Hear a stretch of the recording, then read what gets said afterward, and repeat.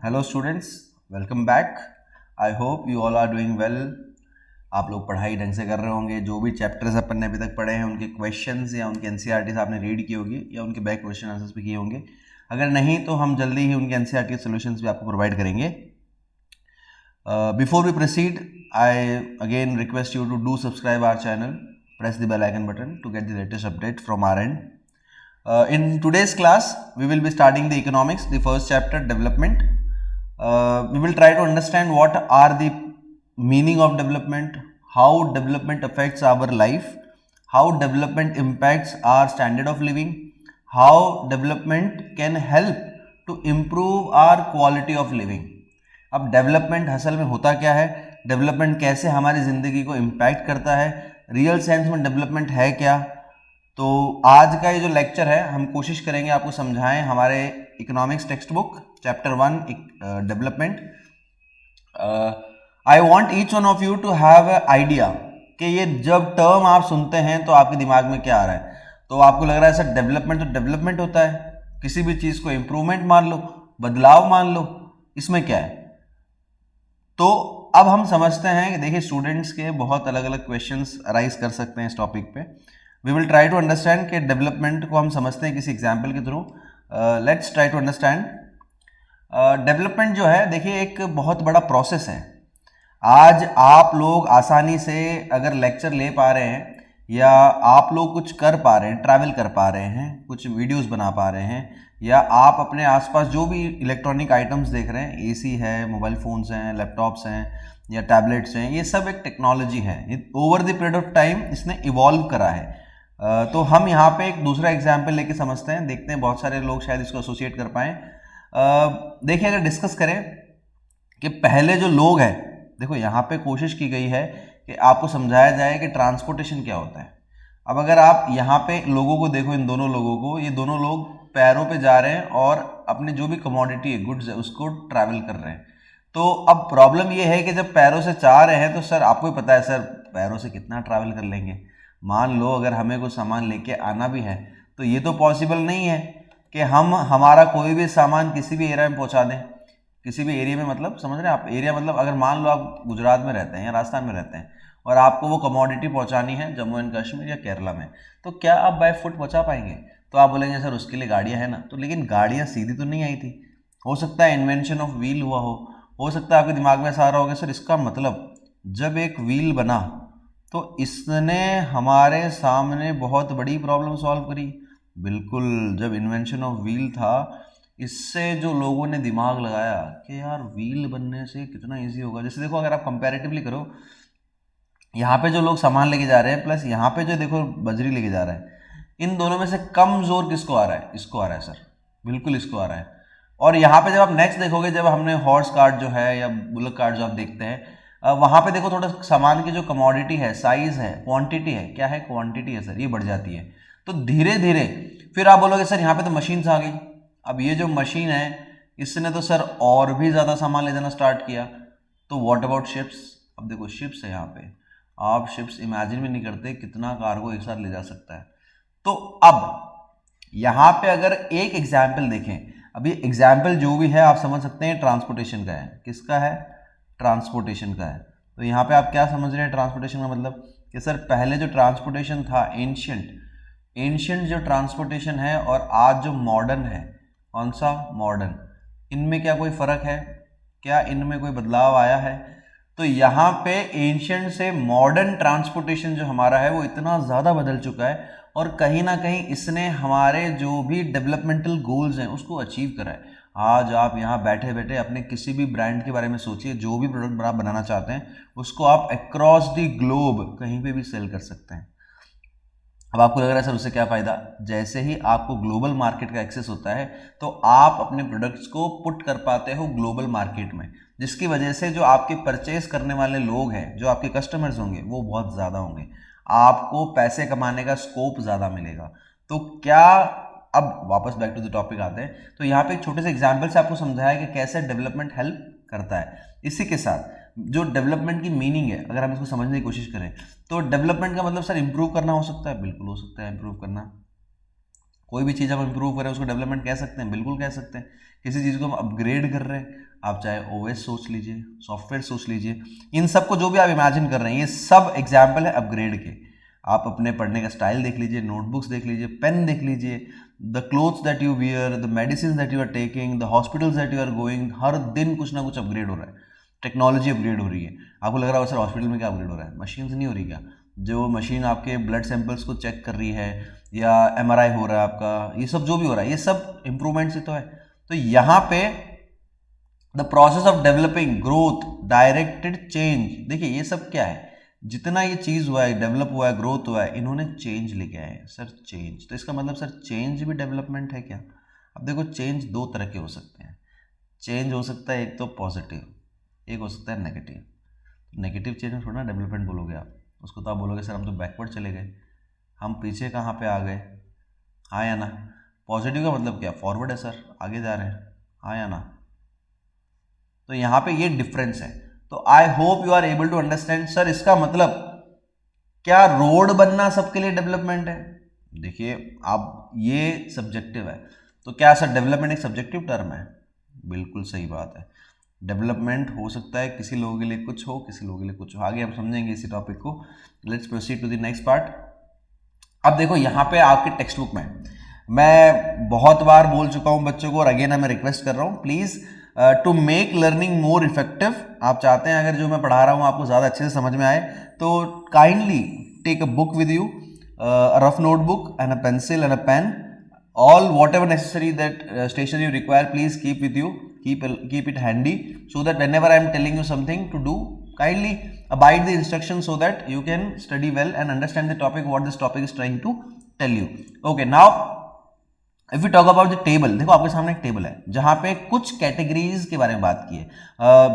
यहाँ पे जो कैटेगरी ऑफ पर्सन है, अगर पहले की बात करते हैं, जो लैंडलेस रूरल लेबरर है, देखो लैंडलेस है मतलब जमीन नहीं है, तो यहाँ पे ये जो कैटेगरी है ये वाली लैंडलेस रूरल लेबरर्स, इनका डेवलपमेंटल गोल क्या है? बहुत सिंपल सा है, more days of work, better wages, local school is able to provide quality education for their children, there is no social discrimination. देखो अगर स्कूल में अगर वो बच्चे पढ़ पाएँ जिनके पास नहीं है, वहाँ पर डिस्क्रिमिनेशन ना हो, भेदभाव ना हो, तो शायद बच्चे कुछ अच्छा सीख ले, हाँ या ना?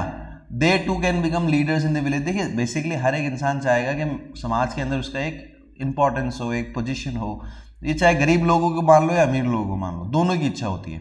तो यहाँ पे just because they are not having the appropriate resources, they are denied the rights and they feel like that we are not wanted in the society. तो ये कुछ चीज़ें हैं। वहीं दूसरी कैटेगरी अगर देखें, prosperous farmers from Punjab, sir ये तो पैसे वाले लोग हैं, क्या इनके भी डेवलपमेंटल गोल होते हैं क्या? बिल्कुल होते हैं, इनका डेवलपमेंटल गोल अलग होगा, ये अपने डेवलपमेंटल गोल्स रखेंगे अपनी फैमिली के अकॉर्डिंग। यहाँ पे हाई फैमिली इनकम, देखो ऑलरेडी अमीर है तो और अमीर होना चाहेंगे, ऐसा थोड़ी ना है कि इनकी फैमिली इनकम, देखो फैमिली इनकम बढ़नी चाहिए। अगर एक फार्मर बहुत पैसे वाला है, अगर हर आदमी उसको घर में कमा रहा है, तो उनकी जो इनकम है वो ऐड हो जाएगी, प्लस हो जाएगी। इनको देखो high support prices, higher supporter prices. अब ये क्या होता है, सरकार इनको मदद करे, जो भी क्रॉप्स उगा रहे हैं उसके अंदर इनको अच्छा प्राइस मिले, चीप लेबर मिल जाए खेतों में काम करने के लिए ताकि मुनाफा बढ़े, बहुत सिंपल सी बात है। They should be able to settle their children abroad. आप देखते हो कि बहुत सारे पैसे वाले लोग होंगे, वही सोचते हैं कि हमारे बच्चे बाहर जाके सेट हो जाए। तो यहाँ पे ये डेवलपमेंटल गोल है। एक और दे रखा है, girl from a rich urban family. इसका क्या डेवलपमेंटल गोल हो सकता है? इसका हो सकता है कि फ्रीडम मिले उसको अपने भाई के जैसा, जो भाई भैया को मिल रहा है वही मुझे मिलना चाहिए, वो डिसाइड कर पाए कि अपनी लाइफ में क्या करना चाहती है, जो भी कैरियर चॉइसेस उसके वो कर पाए। She is able to pursue her studies abroad, वो भी बाहर पढ़ना चाहती है। तो ये कुछ है। अब आपके दिमाग में आ रहा होगा सर ये क्या बातें कर रहे हो आप, क्यों आप हमें डिफरेंट लोगों के डेवलपमेंटल गोल्स और एस्पिरेशंस बता रहे हो? देखो ये टेबल अपने आप में एक टॉपिक समझा रही है आपको। यहाँ पे आपको सोसाइटी के अंदर अलग अलग लोगों के बारे में बात की गई है और कुछ आपको दिए गए हैं ब्लैंक्स, जिसको आपको फिल करना है। कैसे फिल करेंगे? जैसे मान लेते हैं, मैं आपको एक दो होमवर्क बता देता हूँ, जैसे आप मैं चाहता हूँ कि आप लोग करें भी इसको, क्योंकि सीबीएसई ने, देखो प्लीज़ याद रखना, यहाँ से PYQ है, एक PYQ बना हुआ है, यहाँ से ऑब्जेक्टिव। आपको लग रहा है ना कैसे, बताता हूँ। मान लो मैंने क्वेश्चन में पुट कर दिया कि एक अर्बन एम्प्लॉयड यूथ है, उसके डेवलपमेंटल गोल्स क्या होंगे बताओ, ABCD दे दिया। अब अगर आपको ये टेबल पता ही नहीं होगी तो शायद आप उस क्वेश्चन को एड्रेस ना कर पाए। अब देखो क्वेश्चन बहुत सिंपल है। सबसे पहले तो देखो अपन समझने की कोशिश करते हैं। अर्बन होता है शहर, अनएम्प्लॉयड का मतलब होता है उसके पास नौकरी नहीं है, और यूथ है। तो सबसे पहले तो आपके दिमाग में आ रहा है कि सर सबसे पहले तो इसको जॉब दो, हाँ या ना, और जॉब भी कैसी दो, सिक्योर्ड दो सर, ये ना हो कि उसको कल निकाल दिया जाए। ओके, उसके जो सैलरी हो अच्छी हो, सही बात है, सैलरी हाई हो, उसके बाद खुद का घर हो, हाँ या ना। तो यहां पे ये एक एग्जाम्पल लिख सकते हैं। दूसरा अगर बात करें, जैसे लिख रखा है अ फार्मर, एक क्वेश्चन दे दिया मैंने आपको, a farmer who depends only on rain for growing crops, what according to you will be his developmental goal. अब देखो साफ साफ लिखा है कि ये फार्मर मॉनसून पे डिपेंडेंट है, किस पे, मॉनसून पे। तो सर सबसे पहले काम करो, इसको इरिगेशन फैसिलिटी दे दो सर। अगर आपने इसको इरिगेशन फैसिलिटी दे दी तो ये साल में 2 से 3 बार क्रॉप करेगा, हाँ या ना। इसके जो क्रॉप के प्राइजेज है वो इसको अच्छे मिल जाए, कोई दिक्कत नहीं, खुश हो जाएगा ये। इसको सपोर्ट मिल जाए या लोन मिल जाए बैंक की तरफ से, सरकार की तरफ से, at low rate of interest, हाँ या ना। तो ये सब इसके डेवलपमेंटल गोल हो सकते हैं। नाउ आई वांट कि आप इनमें से कुछ होमवर्क भी करके लाएं। होमवर्क इन द सेंस, कोशिश करें कि एक आदिवासी जो है उसको अगर आप देखें उनका डेवलपमेंटल गोल क्या होगा। इसी के साथ एक कोई रूरल वुमेन है, गांव के अंदर कोई वुमेन है जो उनकी फैमिली के पास लैंड है, उनका डेवलपमेंटल गोल क्या हो सकता है। A boy from rich urban family, इसका डेवलपमेंटल गोल क्या हो सकता है। ये 3 आपको करने हैं, कर लेंगे। Okay, now moving ahead with the chapter. देखिए कुछ बेसिक से इमेजेस है। अब अगर आप टेबल भी समझें, आपने देखा होगा टेबल में कैसे अलग अलग ग्रुप ऑफ पीपल दे रखे हैं। तो यहाँ पे अपन ने देखा कैसे हर एक इंसान अलग सोचता है डेवलपमेंट के बारे में। लेकिन यहीं पे कुछ जो इमेजेस की बात कर रहे हैं, देखो यहाँ पे ये जो साहब है ये बैठे हैं, लेकिन इनके नीचे कुछ लोग काम भी कर रहे हैं। ये देखो, कुछ फार्मिंग कर रहे हैं, कुछ घर बना रहे हैं, कुछ क्लीन कर रहे हैं गांव के अंदर, कोई कुम्हार है, पॉट वॉट है, ये डिफरेंट डिफरेंट एक्टिविटीज़ हो रही हैं। और ये साहब बैठे हैं एकदम आराम से। देखो शहरों में यहाँ बिल्डिंग बनी हुई है, यहाँ पे रॉकेट्स दिख रहे हैं आपको, कार दिख रही है, किसी की लैम्बोर्गिनी खड़ी है, किसी की पोर्शे खड़ी है मान लो, ऊपर किसी की और कोई डिफेंडर आगे मान लो। तो ये सब क्या है, यहाँ पे एरोप्लेन भी है। सर क्या बात कर रहे हो आप, एरोप्लेन भी है। तो ये सब क्या है। अब यहाँ पे ये पिक्चर आपको क्या समझाने की कोशिश करिए। देखो यहाँ पे हो सकता है कि जो बेचारा ये फार्मर है इसके डेवलपमेंटल गोल अलग हो, इनके डेवलपमेंटल गोल अलग हो, इनके डेवलपमेंटल गोल अलग हो सकते हैं, इनके भी अलग हो सकते हैं, इन इंसान के भी हो सकते हैं। जो यहाँ लोग रह रहे हैं अंदर घरों में, इनके डेवलपमेंटल गोल अलग से हो सकते हैं। जो यहाँ पे पायलट है जो अपने इस फ्लाइट को ऑन बोर्ड कर रहा है, मतलब चला रहा है, तो उसके डेवलपमेंट गोल अलग हो सकते हैं। लेकिन देखो इस इंसान का जो डेवलपमेंटल गोल है वो पैसा कमाना है मान लेते हैं, लेकिन इनका भी तो पैसा कमाना ही है सर, लेकिन तरीके अलग अलग हैं। इनको बहुत ज़्यादा फिजिकल एक्सरसाइज करनी पड़ रही है। तो यहाँ पे एक सिंपल सी बात निकल के आती है सर, इसका मतलब आप ये कहना चाह रहे हैं कि डिफरेंट पीपल डिफरेंट गोल, हाँ या ना, डिफरेंट गोल। हर एक इंसान का अलग डेवलपमेंटल गोल हो सकता है।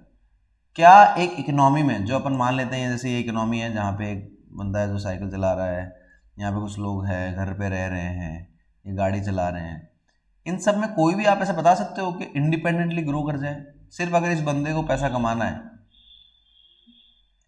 ऐसा है कि अकेला पैसा कमा ले, जब तक इसके पास कस्टमर नहीं आएंगे या इसको नहीं मिलेंगे ऑर्डर्स के, भाई आप ट्रांसपोर्ट करें यहाँ से वहाँ, कुछ कर पाएगा। या फिर इस कार में जो बंदा बैठा है जहाँ वर्क कर रहे हैं, अगर वो कंपनी ना चले मान लेते हैं, क्या वो डेवलपमेंट हो पाएगा। इसका मतलब सर आप ये कहना चाह रहे हैं पूरे कंट्री में वी ऑल आर डिपेंडेंट, किस पे, each other.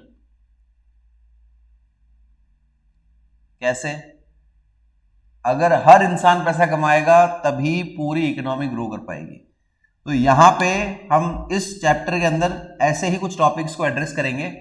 What development promises different people different गोल। देखो पहला टॉपिक ही हमारा यही है। अगर हम इस पहले टॉपिक को समझने की कोशिश करें तो यहाँ पे देखो साफ साफ बता रखा है कि अलग अलग लोगों के अलग अलग डेवलपमेंटल गोल है। बहुत सिंपल सा एग्जाम्पल डिस्कस करते हैं, आप लोग शायद समझ जाएंगे। मान लेते हैं जैसे आज एक रोड की बात की थी अपने, कंस्ट्रक्शन ऑफ रोड्स। मान लेते हैं ये रोड बनी है, हाईवे है ये,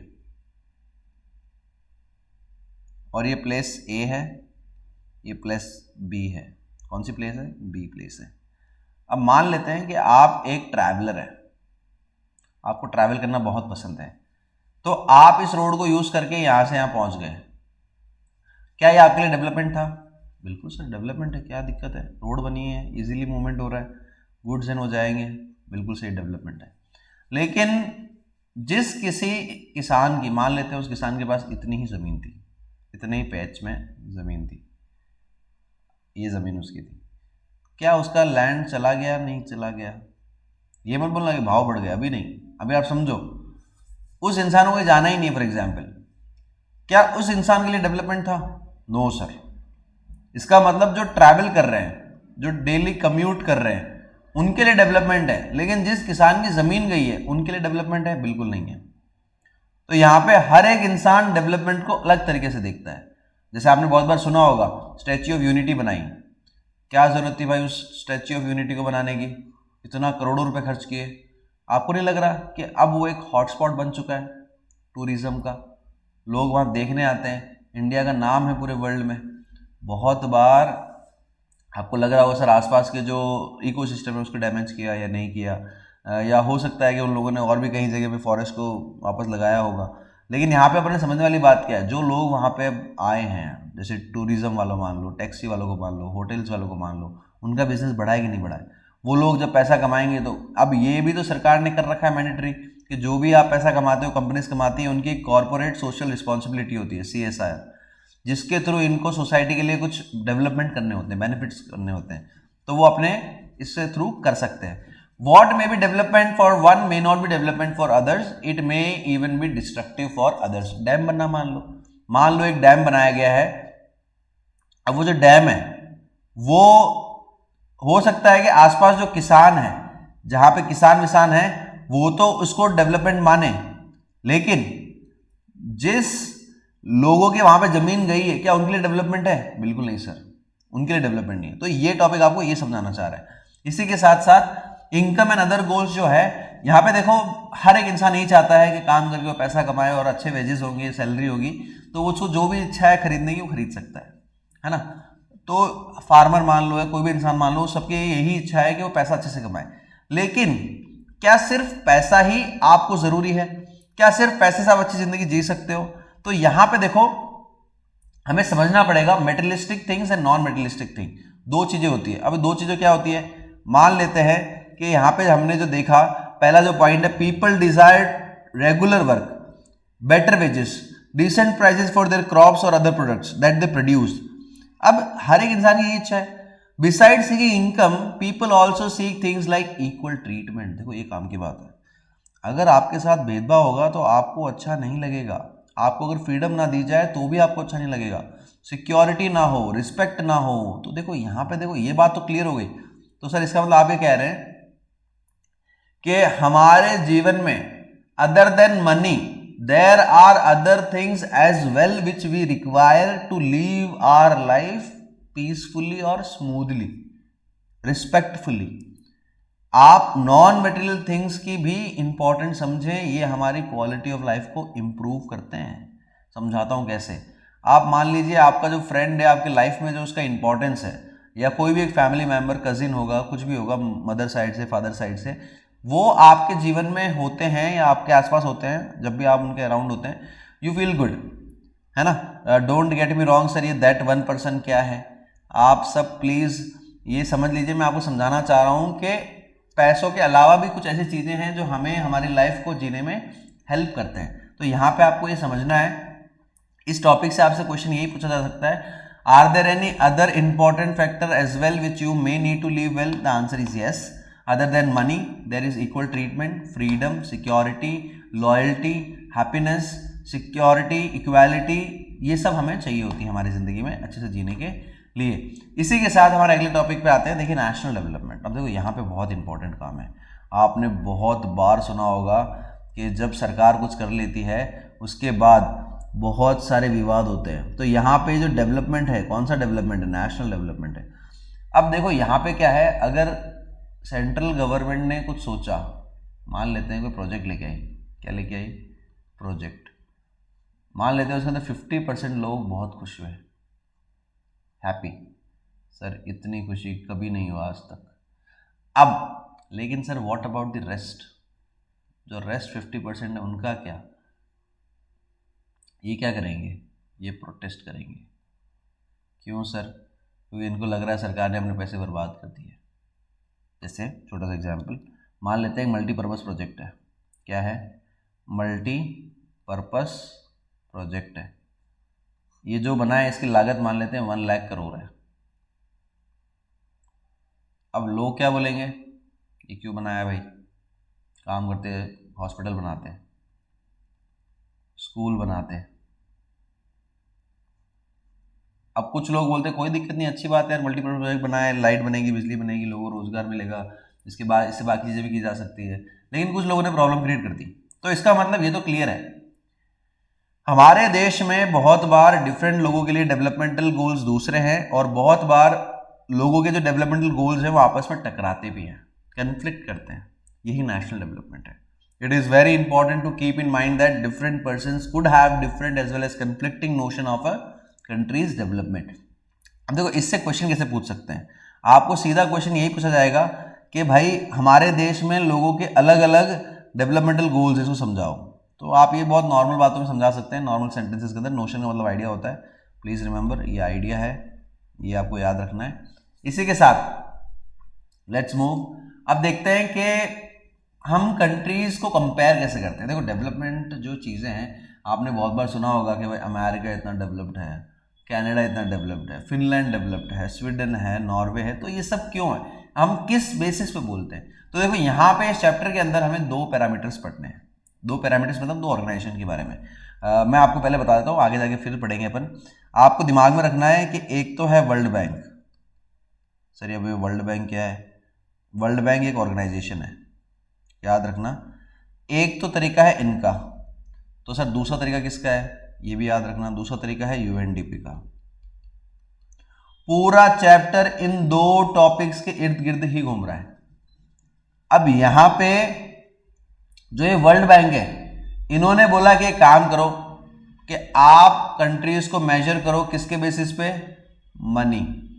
मनी मतलब ऐसा नहीं बोला पैसा कैलकुलेट करो, इन्होंने बोला कि काम करो इनकम के बेसिस पे करो।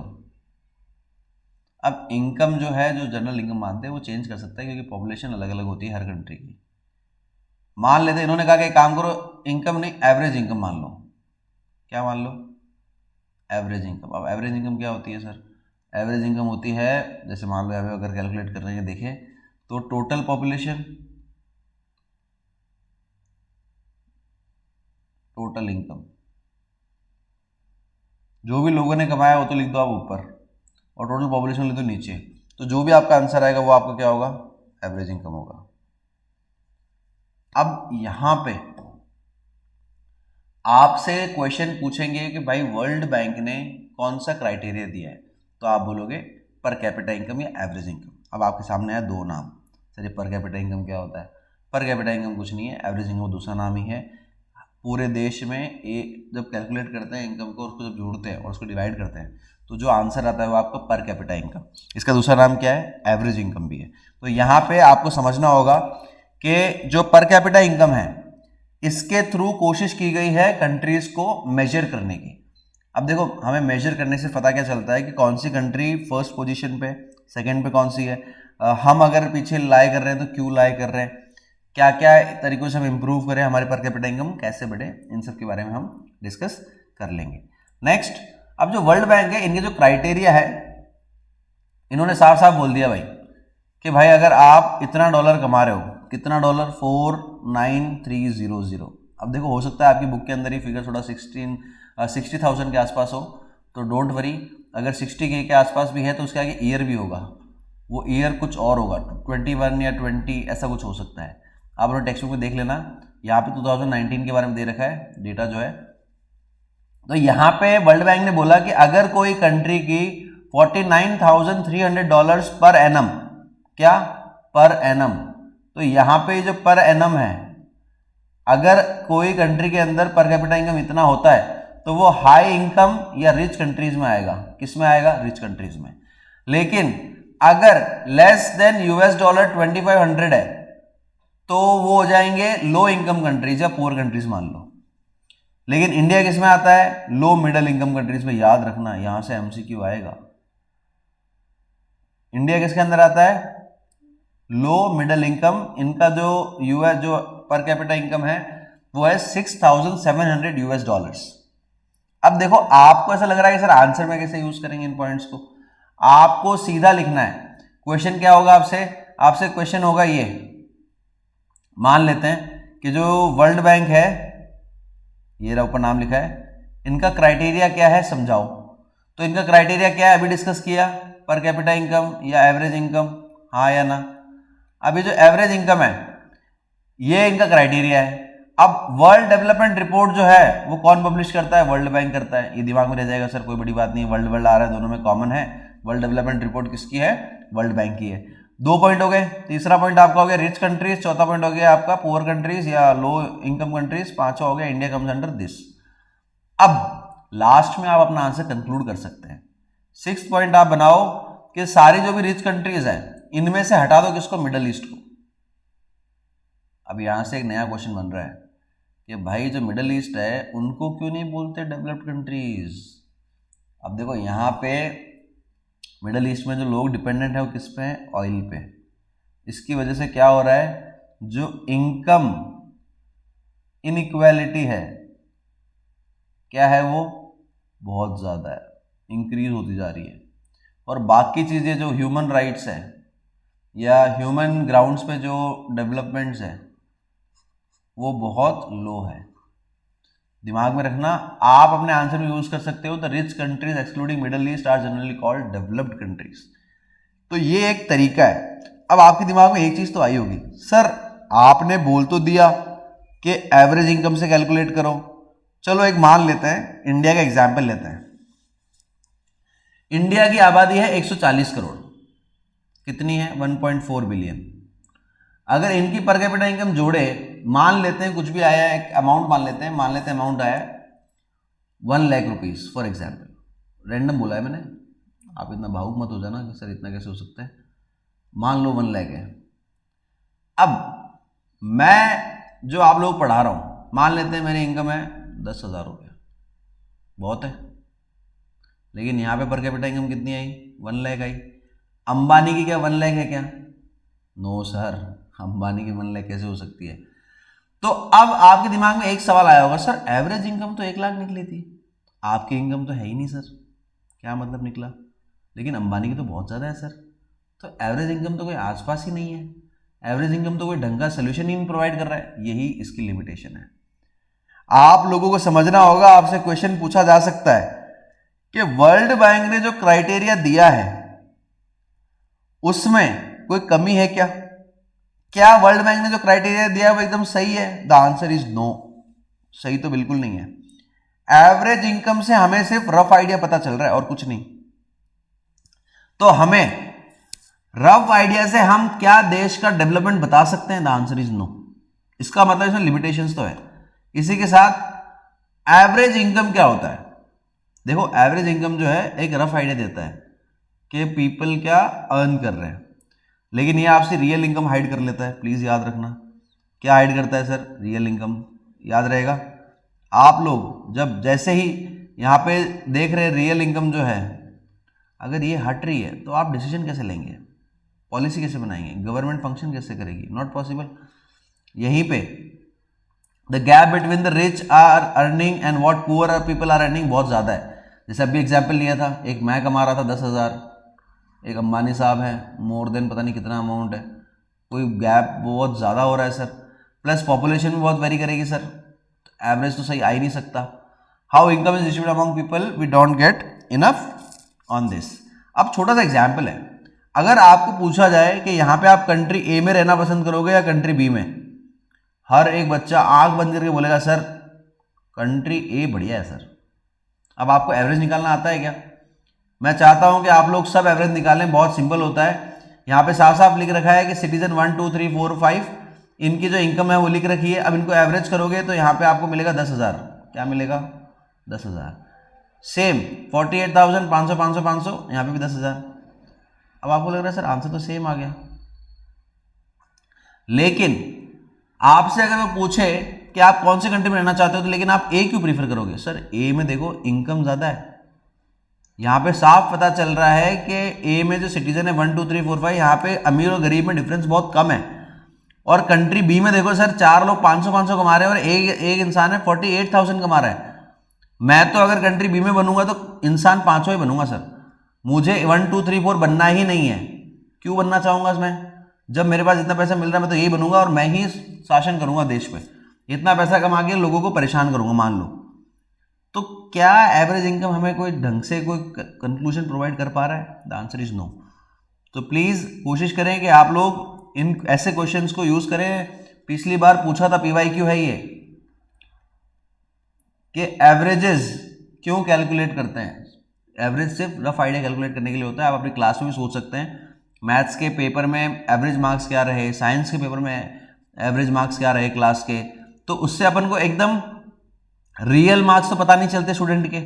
हम कभी बता सकते हैं कि मान लेते हैं अगर आपकी क्लास में 100 में से 80 एवरेज है तो क्या किसी बच्चे के 90 ऊपर नहीं हो सकते? क्या कोई बच्चा फेल नहीं हुआ होगा? लेकिन एवरेज तो निकल गया। तो यहां पे हमें समझना होगा कि एवरेज हमें सिर्फ एक रफ आइडिया देता है। नेक्स्ट, यहाँ पे देखो एक पिक्चर दे रखी है आपके टेक्स्ट बुक में, बहुत सिंपल सी, बहुत मतलब इंफॉर्मेटिव है। यहाँ पे आपको लग रहा होगा कि 4-5 लोग बैठे हैं 4 कुर्सी पे। यहाँ पे 4 कुर्सियां हैं और यहाँ पे लिखा है कि ये हमने बनाई है और हम सभी बैठ रहे हैं इस पे। तो थोड़ा सा देखो ऊपर देखो, country with no rich no poor, कोई गरीब नहीं कोई अमीर नहीं, रिसोर्सेज एकदम बढ़िया। लेकिन अगर ऐसी कंट्री जहाँ पे अमीर और गरीब है, यहाँ पे देखो ये 4 कुर्सी पे अकेला सो रहा है और यहाँ पे 2 कुर्सी में 4 बैठे हैं जो कंफर्टेबली बैठ भी नहीं पा रहे, और ये लोग बोल रहे हैं कि हमने कुर्सी बनाई है, वी मेड दिस। लेकिन इंजॉय कौन कर रहा है? जिसके पास पैसा है। तो यहाँ पे मनी सब कुछ बताया जा रहा है। मनी की वजह से गैप क्रिएट हो गया है बिटवीन रिसोर्सेज, मान लो लोगों में, मान लो। ये सब क्या बता रहे हैं? ये आपको एक रफ आइडिया प्रोवाइड कर रहे हैं। नाउ अभी अपन ने देखा कि भाई कैसे हमारा जो पर कैपिटा इनकम है वो एक पैरामीटर है। अब इसी के साथ देखो हम दूसरे पैरामीटर को समझने की कोशिश करते हैं। बिफोर वी बिगिन, मैं चाहता हूं कि आप लोग सिर्फ डेटा देखें। यहाँ पे एक पर कैपिटा इनकम पे दे रखा है, देखो 1.3 टेबल जो है, आपके टेक्स्ट बुक भी होगी आपके पास। तो यहाँ पे ये तो क्लियर है कि ये जो टेबल है यहाँ पे सबसे बढ़िया स्टेट कौन सा है पर कैपिटा इनकम में? सर साफ साफ पता चल रहा है 2,36,147 रुपये वाला बढ़िया होगा। सबसे खराब कौन सा है? सर बिहार, 40,000 मात्र। लेकिन केरला कैसा लगा आपको? 2,04,105। ये हम जज कर पा रहे हैं। चलो कोई बात नहीं, बढ़िया है, समझते हैं अभी। इसी के साथ अगर मैं आपको पूछूं इन्फेंट मोर्टेलिटी रेट, अब ये क्या होती है सर? नाम इतना भारी है, नहीं समझ में आ रहा। आप सिंपल सा एग्जाम्पल लो। केरला में दिया है 7 नंबर, बिहार में दिया 32 और हरियाणा में 30। तो सर इसका मतलब केरला बहुत खराब है क्या? इन्फेंट मोर्टेलिटी रेट 7 ही आया, इसका मतलब बिहार बढ़िया है। समझते हैं इन्फेंट मोर्टेलिटी रेट क्या होता है। देखिए नाम में लिखा है, क्या है नाम में? नाम में है इन्फेंट। इन्फेंट का मतलब होता है न्यू बॉर्न। क्या होता है? New born. अब ये जो पैरामीटर है ये आपको कोशिश करता है कि आप ये पता लगा पाए कि जो भी बच्चे न्यू बॉर्न हैं उसमें से कितने बच्चों की डेथ हो गई। कितने बच्चों में से? 1000 बच्चों में से लाइव बर्थ। तो सर इसका मतलब केरला तो सबसे बढ़िया है सर, 7 ही बच्चे मरे हैं और बिहार में 32। इसका मतलब यहां पे लोगों को पता ही नहीं है या हेल्थ फैसिलिटीज कम होगी सर। लोग हो सकता है पुरानी बातों में बिलीव करते होंगे, डॉक्टर के पास जाते ही नहीं है सर। वहीं केरला में सर हो सकता है कि तुरंत डॉक्टर के पास चले जाते होंगे और वहां पे उनकी लाइफ बच जाती होगी। तो यहाँ पे ये तो क्लियर हो गया सर, इन्फेंट मोर्टेलिटी रेट का मतलब है नंबर ऑफ डेथ पर 1000 live birth in a year. अब यहाँ पे डेफिनेशन पढ़ के देखो IMR की। Infant mortality rate indicates the number of children that die before the age of 1 year as a proportion of 1000 live children born in that particular year. Please याद रखना, बहुत इंपॉर्टेंट है। आप लोगों से पूछा जा सकता है क्वेश्चन, सेम केस बेस के अंदर भी आ सकता है। ये टेबल आपको देंगे और बोल देंगे which state is performing better in IMR। तो बेटर पूछा है तो जितना कम नंबर है वो बेटर है, जितना ज्यादा नंबर है वो खराब है। अब देखो पर कैपिटा इनकम तो ज्यादा थी यहाँ पे, लेकिन हरियाणा का जो IMR है वो बहुत ज़्यादा है। देखो इसके 2-3 रीज़न हो सकते हैं सर। यहाँ पे हो सकता है पब्लिक फैसिलिटीज़ हो ही ना, हॉस्पिटल्स, रोड्स कुछ ना हो, लेकिन लोगों की कमाई बहुत है, हाँ या ना। लेकिन केरला में आप देखोगे सर, क्या पता केरला के लोग लिटरेसी रेट में भी आगे होंगे या बढ़िया पढ़ते होंगे, तो उनको पता होगा डॉक्टर के पास जाना है, ये सब बिल्कुल हो सकता है। तो यहाँ पे हम जो दूसरा है लिटरेसी रेट, इसको समझने की कोशिश करते हैं। तो देखो लिटरेसी रेट बहुत सिंपल है, आप कुछ मत सोचना। यहाँ पे लिटरेसी रेट का मतलब होता है रीड एंड राइट, सिर्फ इतना, read and write. If you are above 7 years and you can read and write, that means you are under literate population, literacy rate में आओगे आप। इसके बाद देखो नेट अटेंडेंस रेशियो बहुत काम का है, बहुत ही बढ़िया चीज़ है ये। मान लेते हैं हमारे पूरे भारत देश में 14 years और 15 years के टोटल बच्चे हैं 10 लाख। अब इनमें से कितने बच्चे स्कूल जा रहे हैं? मान लेते हैं 8 लाख जा रहे हैं, तो हम क्या करेंगे, 8 लाख अपॉन 10 लाख कर सकते हैं, इससे हमें रेशियो पता चल जाएगा।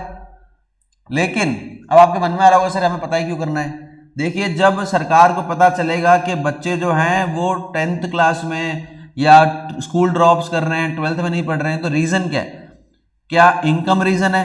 तो सरकार कोशिश करेगी इन लोगों को इंसेंटिव दिए जाए कि पढ़ें, ताकि गवर्नमेंट पॉलिसीज बना पाए कि जो पॉपुलेशन है जो नहीं पढ़ पा रही है उनके लिए कैसे एम्प्लॉयमेंट जनरेट करें, कैसे उनके अंदर स्किल्स डेवलप करें, जिससे वो लोग अपनी लाइफ को अच्छे से जी पाएं।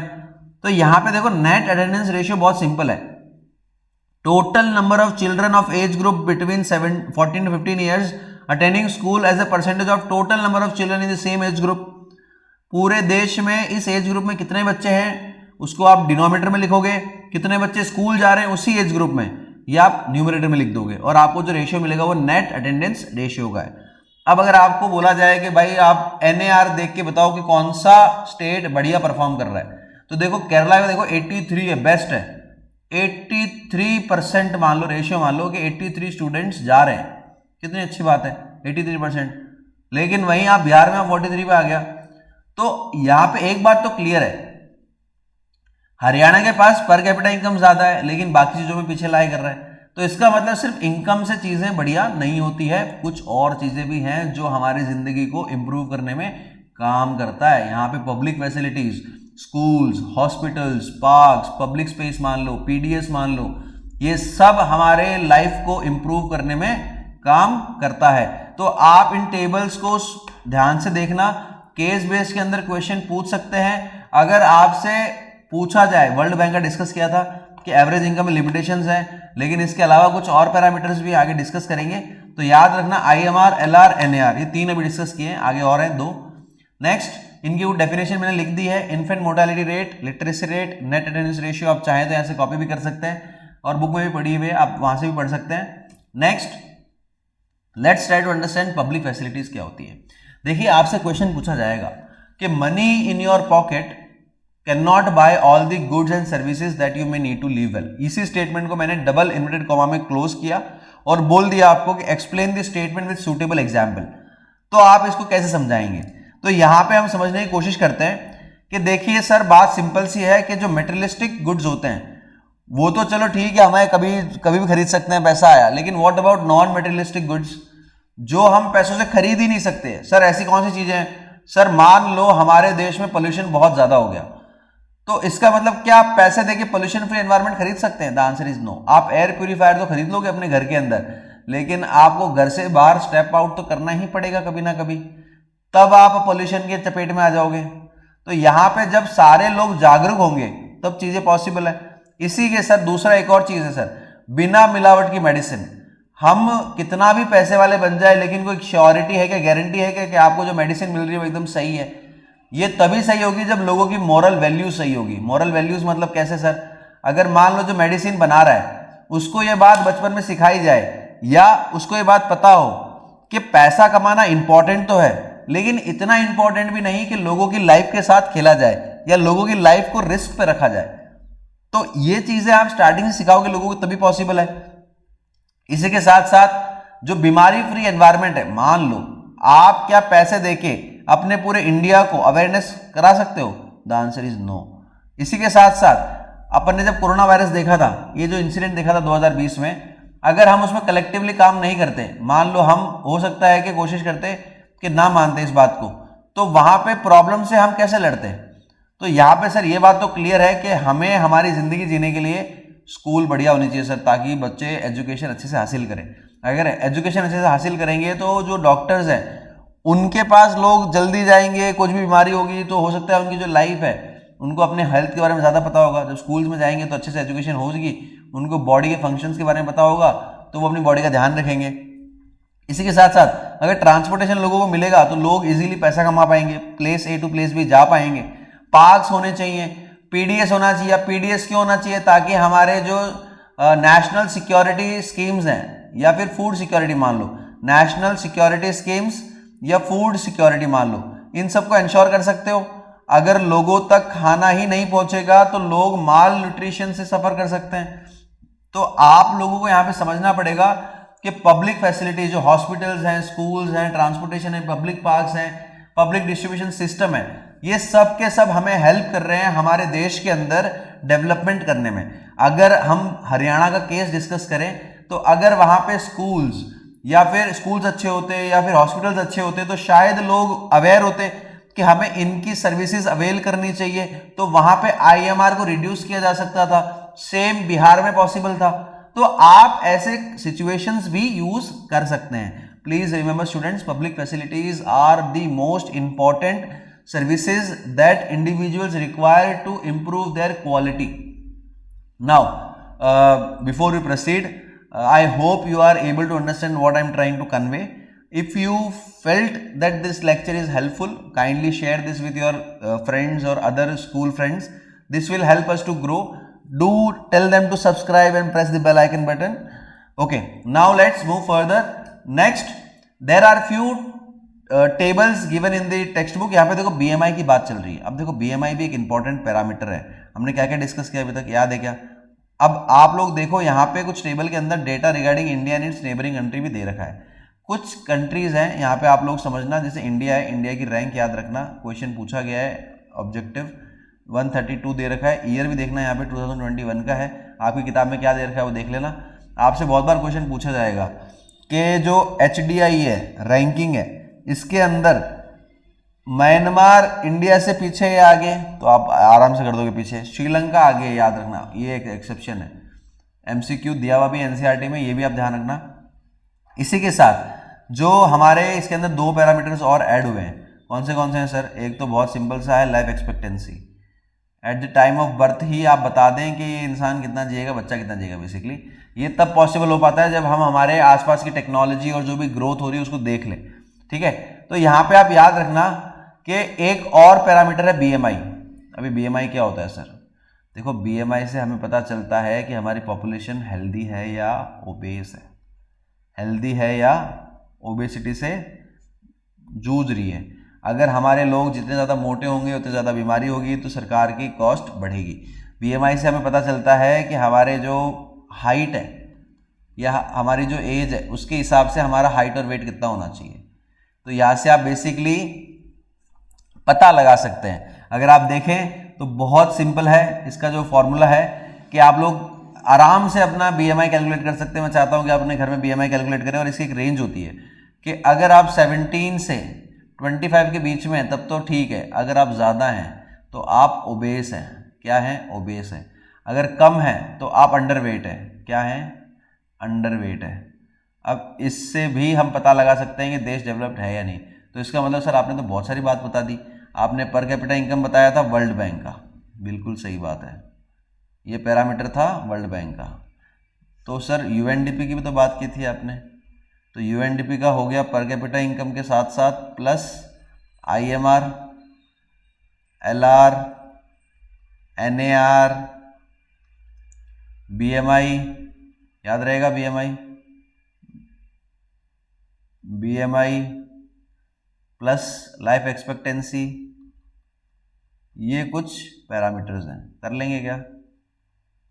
याद रखना, इन दोनों को जब भी कंपैरिजन आए तो आप ज़रूर लिखें कि जो यूएनडीपी है वो एजुकेशन फैसिलिटीज़, हेल्थ फैसिलिटीज़ सब कुछ मेजर करता है ना, तब आपका आंसर बहुत ही बढ़िया होगा।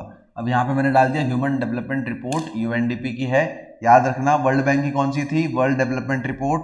ह्यूमन डेवलपमेंट रिपोर्ट किसकी आएगी? यूएनडीपी की। यूएनडीपी क्या? United Nation development programme. इनका मानना यह है कि अगर आप कंट्रीज का डेवलपमेंट चेक करना चाहते हैं तो आपको इन सब पैरामीटर्स को भी चेक करना पड़ेगा। कौन सा? IMR, LR, NAR, BMI, PCI, life expectancy.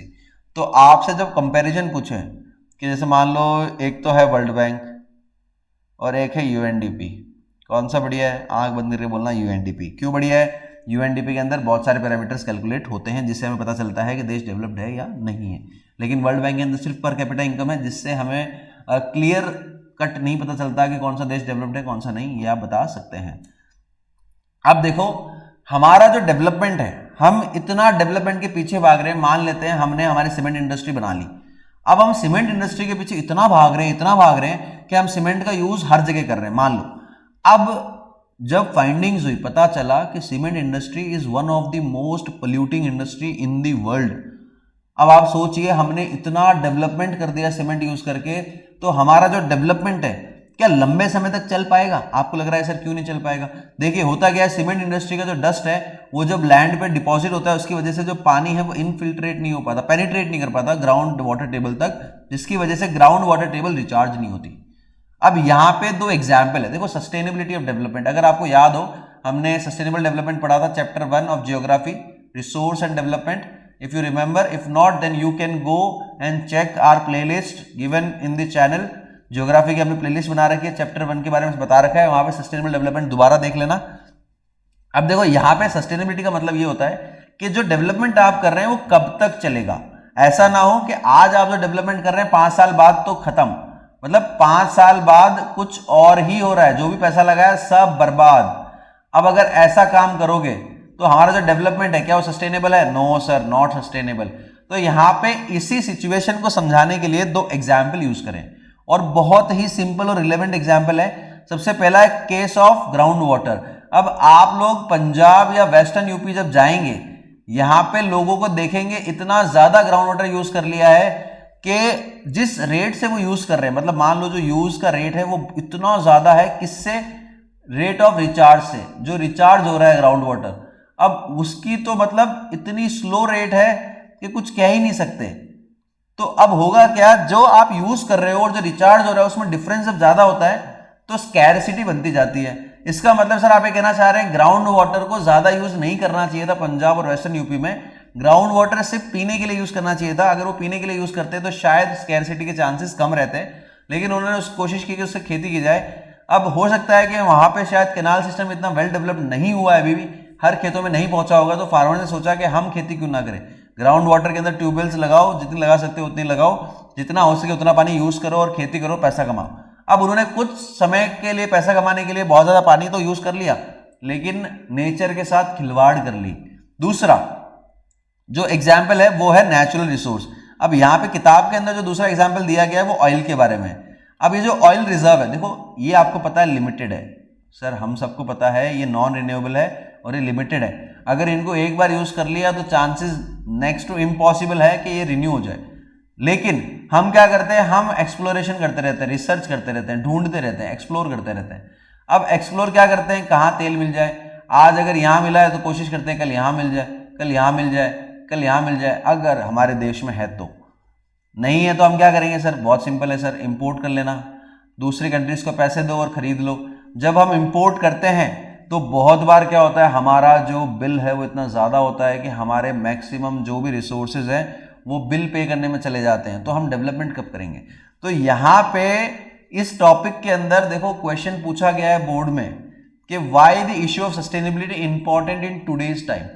तो आपको अपने आंसर में बताना है कि सस्टेनेबल डेवलपमेंट क्या होता है, और जो भी रिसोर्सेज हमें गॉड गिफ्टेड है हमें उनको बहुत ही ढंग से यूज करना होता है। ऐसा नहीं है कि हम आंख बंद करके किसी भी रिसोर्सेज के पीछे पड़ गए, जैसे मान लो ग्राउंड वाटर के पीछे पड़ गए तो पूरा यूज कर लेंगे, खत्म कर देंगे, उसके बाद कुछ नहीं।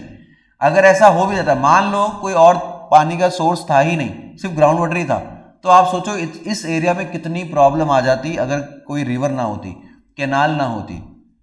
तो यहाँ पे आपको यही समझाया जा रहा है कि जो भी रिसोर्सेज गॉड गिफ्टेड है हमें मिल रहे हैं, हमें उनको फॉर ग्रांटेड नहीं लेना है, ओवर एक्सप्लॉइट नहीं करना है, रिसोर्सेज को बहुत जुडिशियसली यूज करना है। Please remember students, you have to keep using your resources judiciously. Resource planning बहुत ज्यादा जरूरी है।